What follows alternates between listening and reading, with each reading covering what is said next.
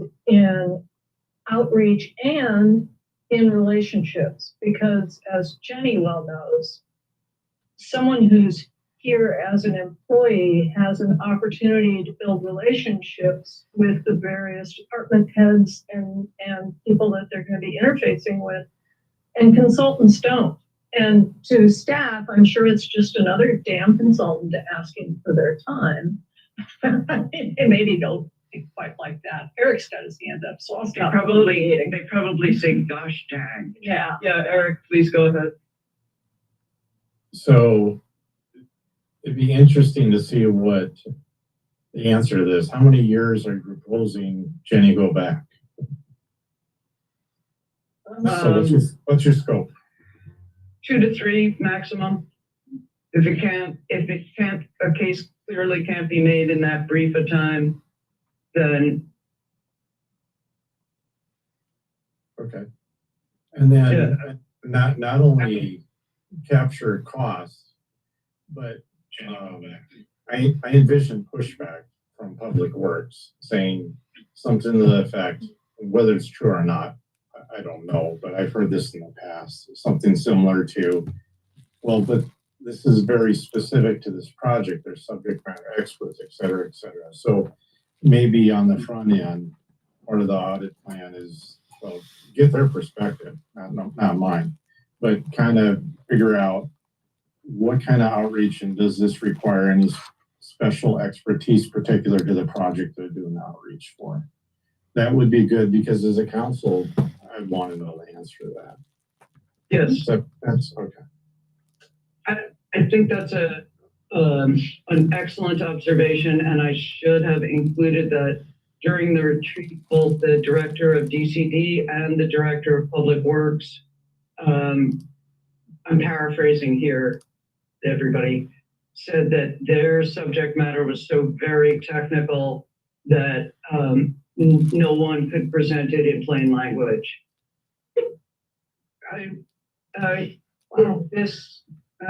This is really common. I used to have a difficult time talking about eutrophication of lakes, so I understand that it is difficult to go from one's professional language to a plain language. So yes, I do think that there will be pushback. On the other hand, I personally think that it's our duty to the people of Bremerton to not simply give them opportunities for outreach, hang on one sec, but to give them opportunities for meaningful outreach. Make sure that that questions are asked that they can understand. If, for example, I started talking about, should we cleave to the 1987 Army Corps of Engineers Wetland Delineation Manual as defined by yada, yada, yada? That would be meaningless to virtually everyone. Yeah. So the other thing I'm interested in is to see, because like you said, there's maybe like, I don't know, a range of 2, 3, 4, 5 of these a year. So I don't think it's a huge heavy lift.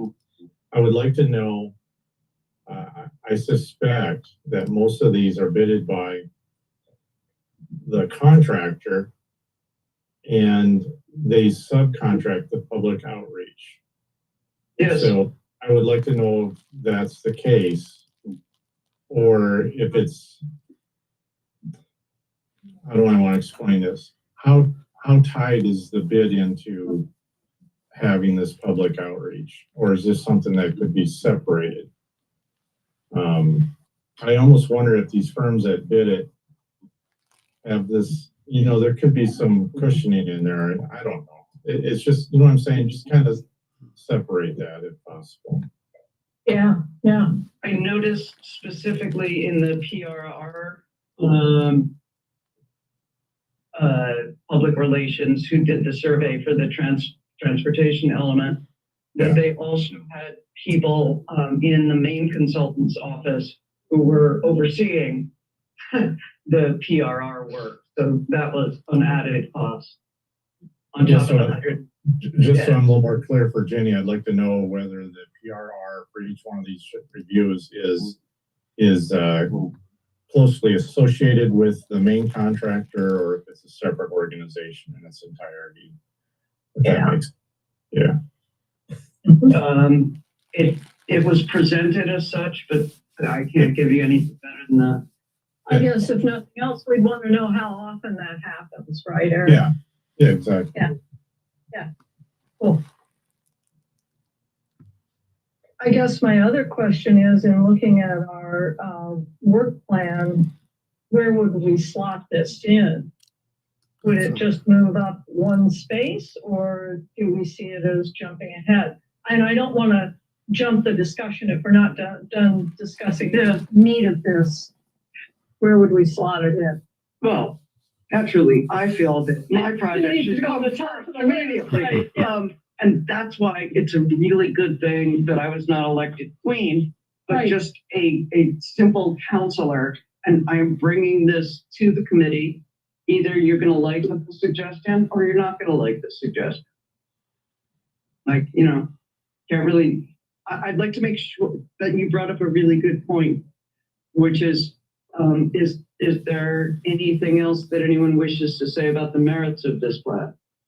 Has Rosalind, have you ever done a similar audit and found yourself tearing your hair out and wishing that you had never, ever, ever gotten into accountancy, into being a CPA? I'm sure I've had experiences like that. I mean, I think we're just asking for Jenny to do a cost benefit analysis of what's the most appropriate path forward, right? And make a recommendation toward the city for that. And there's nothing that can be harmful in that. I think that you'll probably find that it's cheaper to hire somebody to have on staff than it will be to do anything else. So I think that it's a worthy cause. I haven't had any experience of not being able to get enough information to make that kind of assessment. Typically, if you find yourself even $1 over what it would cost to hire somebody, you're probably in a better position to just hire somebody and you can just stop there. But I don't know where it fits necessarily, just to your point of where it fits in the plan in relationship to the other projects that we're working, but I don't see any purpose there's no reason to frustrate the request. Right. Oh, well. Okay. Jenny, Marwan? I'm okay with Go it. ahead, Marwan. I'm okay with it. Do you want to expand on that? But if you want to jump it up ahead and make it priority, I don't feel any certain way that the things that are in current order need to stay that way. So, I mean, you seem pretty passionate about it. Well, that is my nature, Marwan. So I'd like to respond to something Marlon just said, unless Jen's got something. shoot, go ahead. So I would tend to agree with Marlon, except that the whole parking enforcement third-party contract stuff, that all expires next year at the end of the year. And we know that none of these projects move at the speed of light. So, No. So, but it does seem like a natural to move it right after those. And then, I don't know, maybe we do move it ahead. I don't know. I just bring that up as we're only going to have what little is left of this year and some portion of next year for Jenny to develop a report on the parking thing. Right. I know. So anyway, that's the tension feeling, because this parking thing has been up and down. I know. So many. I know it does. I also wonder if it doesn't tie in somewhat to our procurement policies. Work item. The procurement policy is, policy and criteria used to determine whether we request bid, sole source contract, or extend initials. I mean, they kind of, I think it's separate.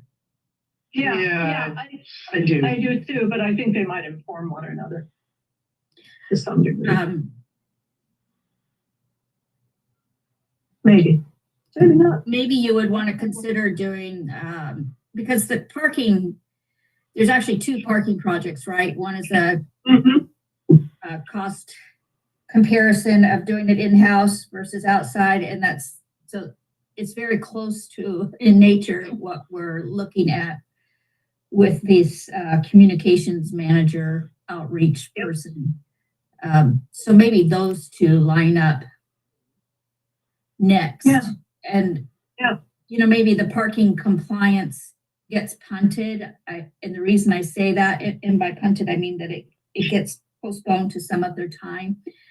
That was put on there probably before we had Melinda. I think that they keep a much closer eye on things than they did before Melinda worked for the city. So, I mean, that's one way to look at it, is to line those two cost benefit comparisons up next, and then see where we're at after that. And maybe not plan to have the parking compliance done before the contract's going to be negotiated. A Solomon come among us. Yeah, that's a great point that I hadn't considered, Jenny, that we didn't have a contract admin person on board when this got on the work plan. And I think you're right. What we really want to know is, can we save money doing our own parking enforcement? Can we save money getting our own communications manager? Exactly. So both cost benefit analyses. Yeah. It might be kind of nice too, doing two similar projects back to back, Yep. And Neither of which involves a database. I hope. Yeah. Yeah, I would like that, but it's whatever you guys decide. No, that seems logical to me. So Jenny, would the order compromise completing the parking by the expiration next year? Oh, no, that's what we just. Well, I can't remember the month now. I think they start, who did I talk to? I think they start looking, they start working on the contract Does it process expire? in the summer. Yeah. I can't That's remember kind of what what I it figured. was. June. But Marlon, what we were just saying is that we've got someone in-house kind of doing what this work item would do. Ensuring compliance with contracts. Right. There's a lot more oversight with Melinda on board, is Right. what I would say. So it's. Yeah. Linda is really good at what she does. Yeah. Yeah. Okay, I am hearing a consensus that we do, what's its technical name here? Parking enforcement cost, not we really so much as you, Jenny. Estimate the cost to perform parking enforcement internally compared to cost of third-party vendors, summarize the differences in cost of service. That, Rosalind, is what you would call a basic Econ 101 cost benefit analysis. Eric, you've had a little experience in accounting. Would you also call it that? Say what? You're talking mumbo jumbo there. What'd you say now? Start out. You gotta remember, my career of 30 whatever years was as a forensic accountant, and I prided myself in never testifying as to assets, liabilities, debits, or credits in court. Never. So go ahead. Not never, not know how. Rosalind refers to this as a cost benefit analysis. Would you think that's an accurate description? Absolutely. Okay, so cost benefit analysis number one is the parking enforcement cost. Cost benefit analysis number 2 is, compare cost of hiring communications consultants. Can we make that change? I think the second one, the project title is Oh, there you go. kind of weird. I would say, thing about cost benefit, because we just say employee cost comparison, I would say communications manager, Are you looking, consultant, the, are you I'm looking at this looking one? at this, the title Yeah. here, right? It needs to, that doesn't tell the story, because we're talking about a communications manager, not just any old employee, Yes. right? Parking enforcement cost, I don't know, you guys can wordsmith that later. We'll worry about that, but yeah, that would be CDA number 2. okay. Does that seem like it would be a pleasant autumnal activity for you, Jenny? What kind of activity? Autumnal. For autumn. Oh, okay. Yes, it's perfect. So you want me to do the parking one first, or were you just identifying them as 1 and 2? Is there an order that you want them done in? I don't think I can break Vice President McDaniel's heart by failing to put the parking first. But I'm very happy to be overruled on this. Well, here's what I wonder is if the communications manager one might be somewhat more straightforward, fewer variables to consider, and I could be making that up. Won't know until I get there. I think Yeah. timing wise, we should do parking first, just because that contract is expiring, and I think we should get that done first. Good point. Okay. Yeah. Good idea. Okay. And then do we want to, while we're looking at this, move the third-party contract compliance parking item to under consideration?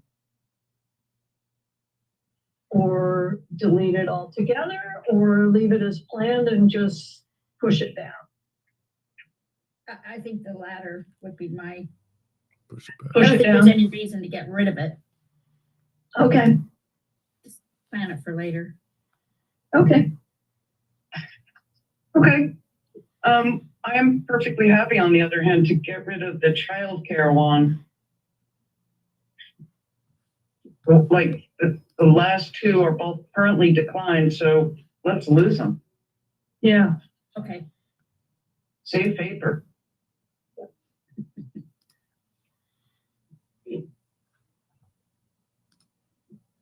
Yeah, I don't know what plan to start to look more Yes, really. yes, as long as counselors don't keep coming up with crazy Back ideas. on ideas. Yeah, everything's gonna go really well. Okay. Is there anything else before we move on to agenda item number 5? Okay. I'm gonna report to council on September 25th about what we've discussed here. Okay, agenda item 6. Okay, because of the way the budget workshops are set up, and because, there's Thanksgiving, and because there's Christmas, it would be great if we could move the October, November, and December meetings to the 3rd Monday of the month. How does that work with anybody?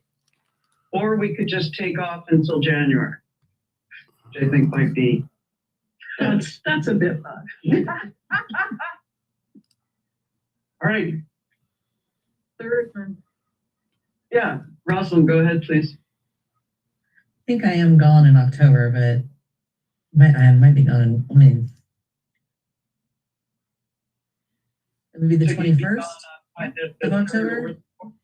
The third Monday. It's the 21st, yeah. Oh, 21st. I'm here on the 21st. Oh, great, okay, that's one. And the 18th Yeah, of that works for November. I'm just Okay. checking the dates. Looks like I'm good. Yep, December's good too. Okay, Yeah, me too. all right. Okay, and then we will go right back, thank you, Eric, and then we will go right back in January to the fourth Monday, because otherwise we'd come up against Martin Luther King and President's Day, you know, a real 1-2 punch. I'm sorry, Jenny. Okay,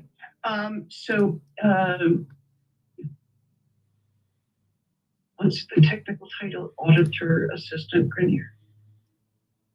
Okay, Auditor Assistant Grenier. Please make a note of this for the record, and publish them. Okay, does anybody have anything for good of the order? Yeah, Jenny, please go ahead. Okay. Going once? Going twice? The meeting is adjourned. Thanks, everybody. Thank you all very much for coming. Hi, thanks.